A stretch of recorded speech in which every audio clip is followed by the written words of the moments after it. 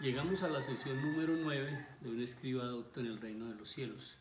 Y en el video anterior vimos pues que nosotros somos templos, que Jesús habló de nosotros como casas para habitar. Por eso la obra que Él vino a hacer es una obra de restauración y de vida nueva en el templo, en la vida de cada persona que entiende y recibe el mensaje de la obra de Cristo. Y eso es poderoso, eso es poder de Dios. Y que insisto tanto en hacer diferencia entre una dispensación, la dispensación de la ley, y luego la dispensación de la gracia, el tiempo de la ley y luego el tiempo de la gracia, que es en el que estamos, el tiempo de la gracia. ¿Por qué tan importante entender esto? Precisamente por alcanzar siempre el resultado glorioso que ya fue dado para nosotros. Jesús en la cruz ya hizo toda la obra completa.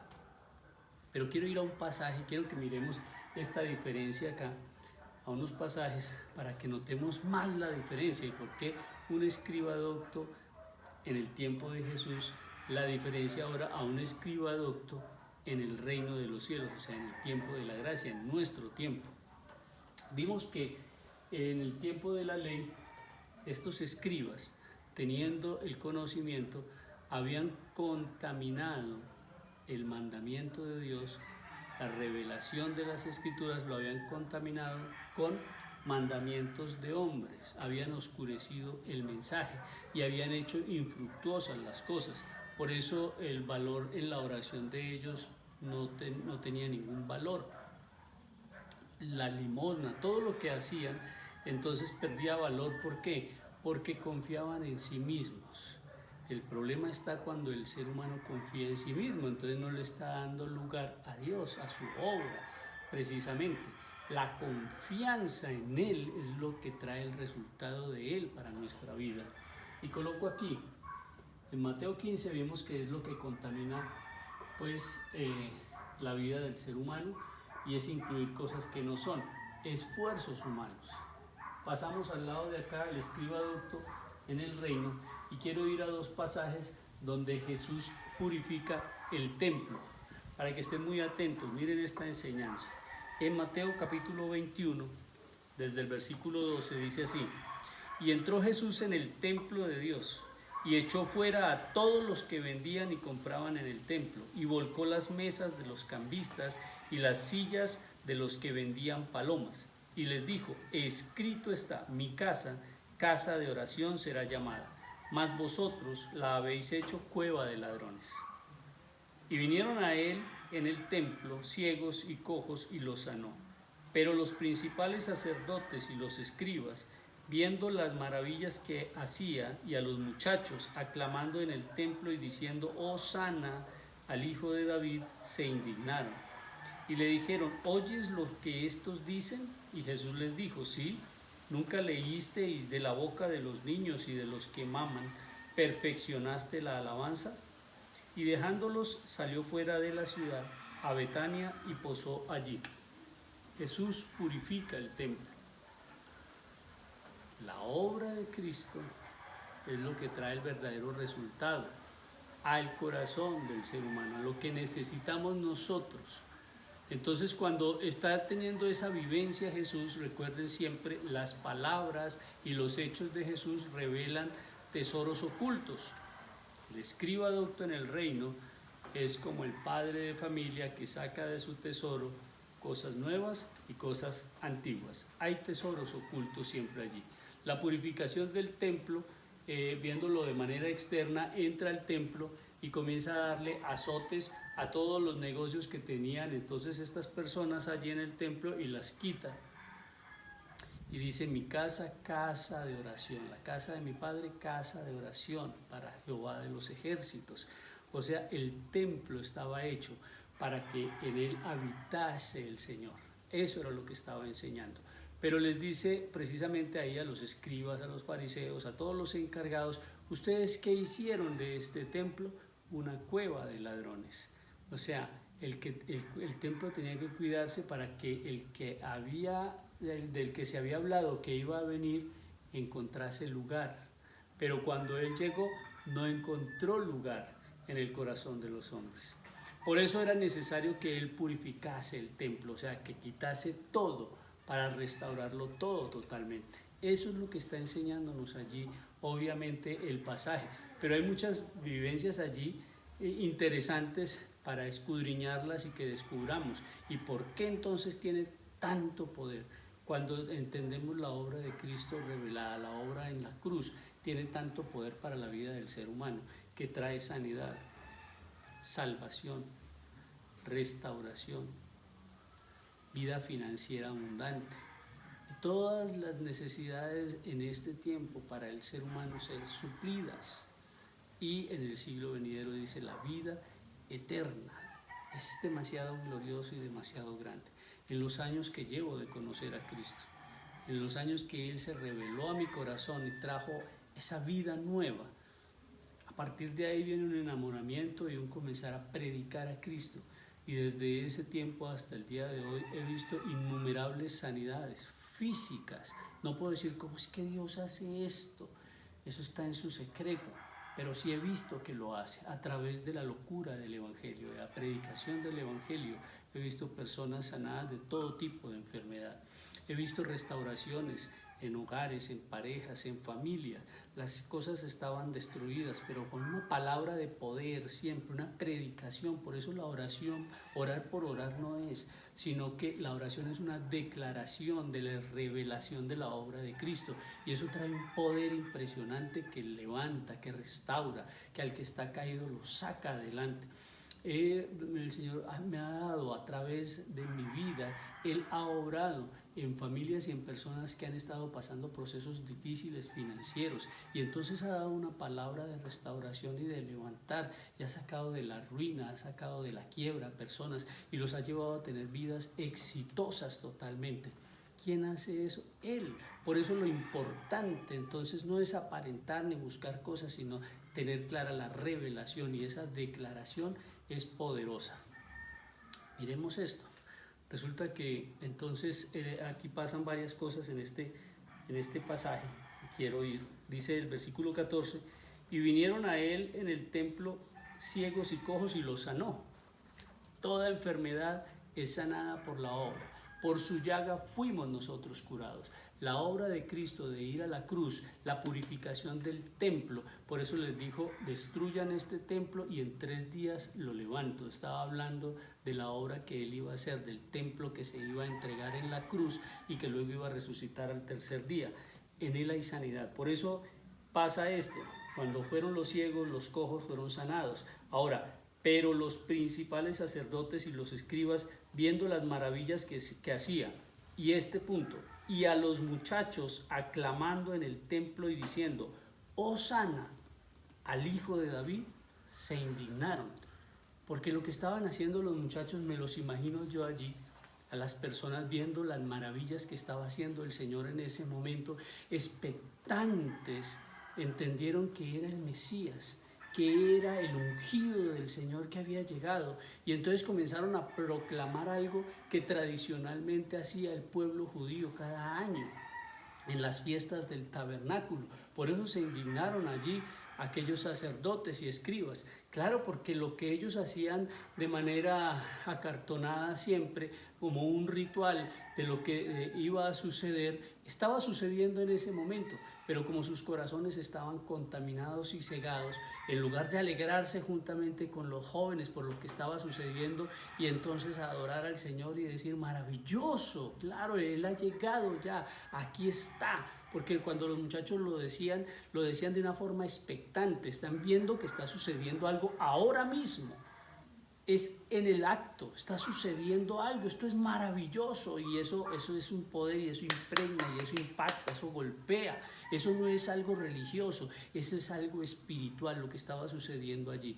Y la palabra Hosana es una palabra griega que dice, oh, sálvanos ahora, es el significado, oh, sálvanos ahora.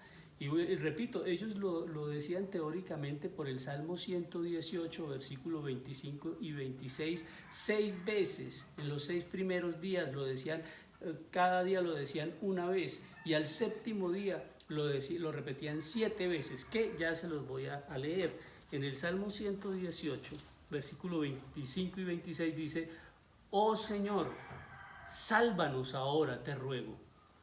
Te ruego, oh Señor, que nos hagas prosperar ahora.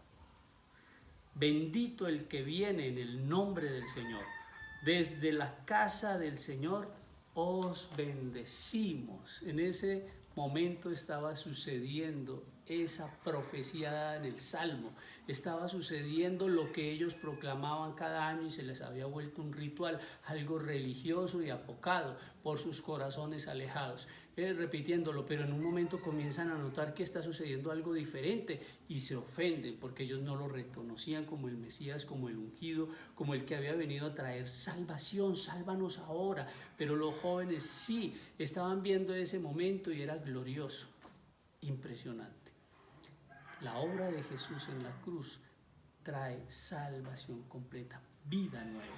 Por eso cuando se predica el Evangelio de manera pura, dándole el lugar a Cristo, entendiendo que Él ya hizo la obra completa, que nosotros no tenemos que meter ningún esfuerzo humano, eso no tiene límites, su poder es impresionante y siempre ese poder trae el resultado para el cual Dios envía esta palabra, y esto es lo que quiere el Señor que hagamos, y esto fue lo que predicó obviamente el apóstol Pablo, y esa es la diferencia del Evangelio de la Gracia, es predicar de forma nítida la palabra del Señor.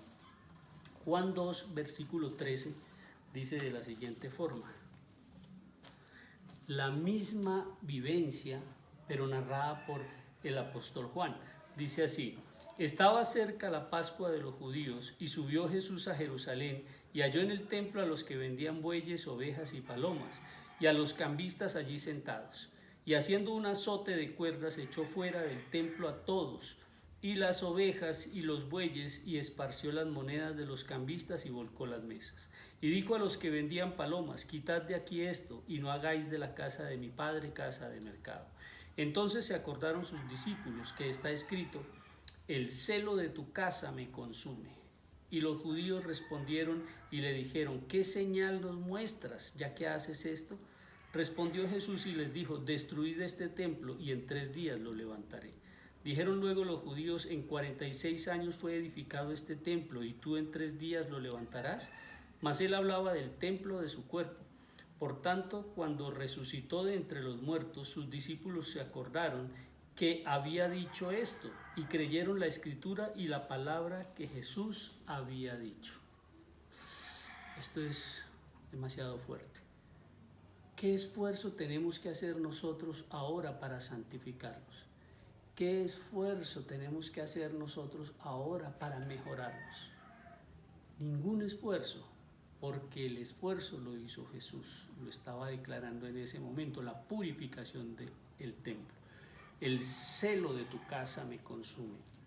Jesús vino a santificar, Jesús vino a limpiar, Jesús vino a pagar por el juicio de lo mal hecho. El celo de tu casa me consume. Él vino a entregar su vida, por eso dijo: destruyan este templo. ¿Cómo lo tenían? Hecho una cueva de ladrones. Pero ¿qué dijo él? En 3 días yo lo vuelvo a levantar. Ellos miraban lo externo y dijeron: ay, por Dios, 46 años construyendo este templo, y este señor va a decir que ahora en 3 días él es capaz de reconstruirlo él solo. Claro, era la obra interna para el ser humano, era la bendición más grande, era la salvación. Sálvanos ahora. Él vino a hacer esa obra maravillosa y a traer entonces ese resultado glorioso. ¿Cuál? Santificarlo. Él lo hizo. Él lo hizo. Escuche bien. Ya no hay que hacer ningún esfuerzo. Entender la obra es ver el esfuerzo del Señor para limpiar este corazón, para limpiar este templo, para darle una vida nueva.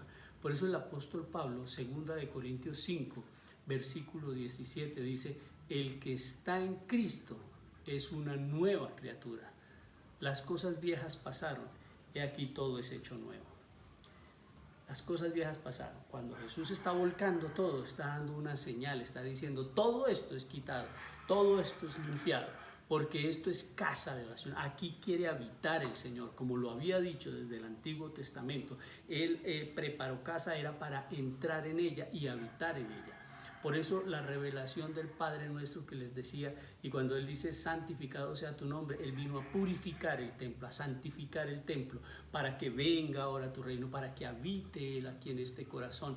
Y esa oración es demasiado poderosa. Esa oración es la que, repito, he visto cómo ha levantado las personas que ya no dan un peso por ellas, cómo ha restaurado hogares donde ya nadie tiene esperanza para ello. He visto cómo Dios ha levantado de una enfermedad donde ya los médicos han desahuciado a las personas y dicen, ay, ya no hay nada que hacer, y lo ha levantado. ¿Por qué? Porque es el poder genuino y verdadero de Dios, no es el esfuerzo humano, para que ninguno se jacte, sino que todos le demos gloria a Él. Qué importante entonces que vayamos entendiendo mucho, de una forma mucho más clara, esta diferencia de la dispensación de la ley y la dispensación de la gracia, del tiempo del Antiguo Testamento al tiempo del Nuevo Testamento, de entender lo que se hizo mal y se mezcló para no mezclarlo acá tampoco, porque lo que ellos hicieron, los escribas doctos en el tiempo de la ley, bajándole el canon a la ley, creyendo que la cumplían, le bajaron el canon, como vamos a ver en el próximo video. Ellos le bajaron realmente el canon a la ley, camuflaron, hicieron trampa, digámoslo así, para creerse y mostrarse como justos, pero delante de Dios nada está oculto y todo está visto. Así hoy en día también hay personas que al no entender la diferencia también están siendo engañados, porque no es que ellos engañan simplemente, no, están siendo engañados, y engañados, pues dice el ciego guía al otro ciego a que juntos caigan al hoyo. Entender la revelación es limpiar el Evangelio, es purificar el Evangelio, o sea, el mensaje, porque el mensaje nítido es mostrar la obra nítida de Cristo en nosotros, que hace todo poderoso porque ya lo ha hecho todo. Es una transformación, es una verdadera metanoia, es un cambio de mentalidad, es recibir la mente de Cristo, y entonces usted se da cuenta que el único esfuerzo es aprender a mirar a Cristo, leer claramente las Escrituras para ver su obra hecha por nosotros, que levanta el corazón en fe, y no en la fe del ser humano, no en la capacidad propia del ser humano, no, en la fe de Cristo. Él lo hizo todo. ¡Wow! Esto es maravilloso. Próximo video, vamos a ver el Evangelio de Mateo capítulo 5, donde Jesús habla acerca de la ley y de una forma nítida, cómo le sube el canon a la ley y cuál fue el propósito al él venir para quitar lo que se tenía que quitar y hacer la obra que tenía que hacer, y entonces hacer que la justicia del hombre no sea simplemente del hombre, sino la justicia recibida por el Hijo del Hombre, por Cristo, que es mayor que la de los escribas y fariseos. Que esté muy bien.